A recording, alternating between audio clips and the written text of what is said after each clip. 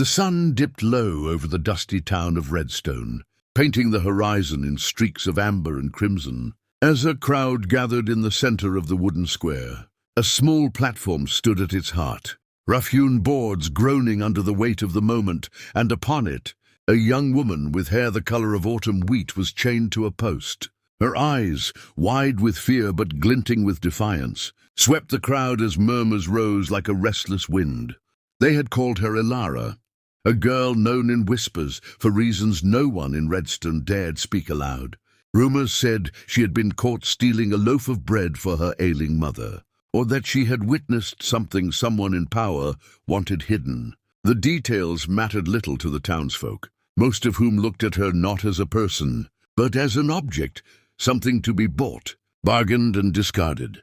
The auctioneer, a gaunt man with a crooked grin and a voice that carried easily across the square, lifted a hand and called, "We'll start her at half price. Who dares bid?" A silence fell like a heavy shroud, thick with unease. The men and women who usually thrived on the misfortune of others shifted uncomfortably, on their heels, glancing at each other, unwilling to be the first to step forward. Whispers ran through the crowd like wildfire, questioning not the price, but the courage it would take to claim her. Half price, they said, and yet no hand rose. Elara's chest heaved as she tried to control her fear, though every eye upon her felt like a burning coal.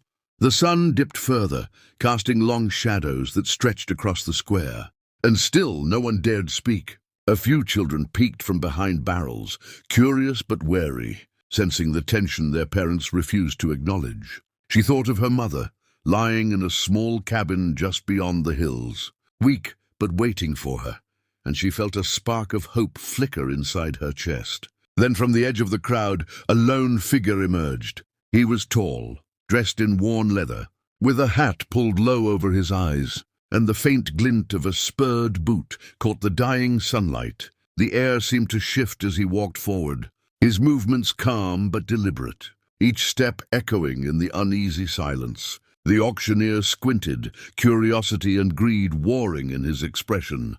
"Well now," he said almost mockingly, "perhaps we've found a brave soul. Step forward, stranger. Speak your price." The man's voice was low, gravelly, and carried the weight of countless trails and storms endured.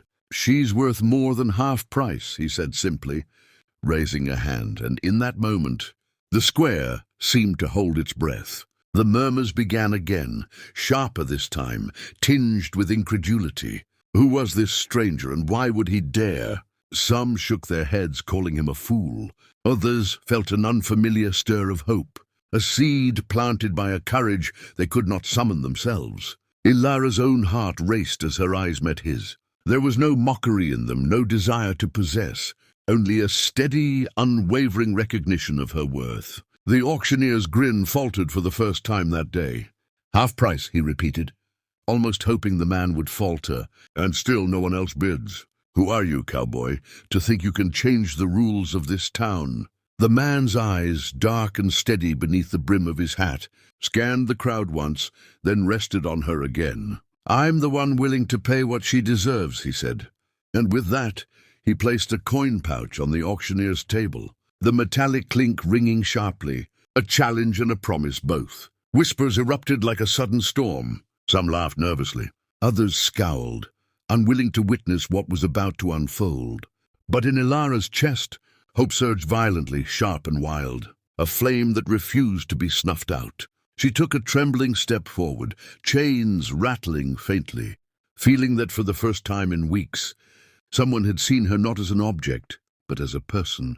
The auctioneer, his fingers brushing over the coin pouch, looked at the stranger with a mix of suspicion and awe. "It's yours, then," he said finally, voice tight.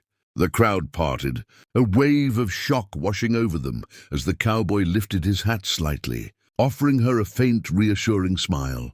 Elara blinked, the fear in her eyes slowly giving way to disbelief, and then gratitude. The man's hand reached out, not to claim her as property, but to guide her, to promise a way forward beyond the wooden boards, beyond the jeers, beyond the half-hearted morality of a town that had never dared to see her fully.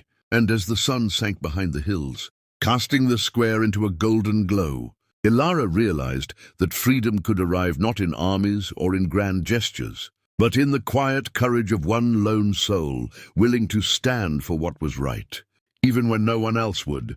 That day in Redstone, the wind carried more than dust. It carried the unspoken truth that sometimes it takes just one hand raised to change everything.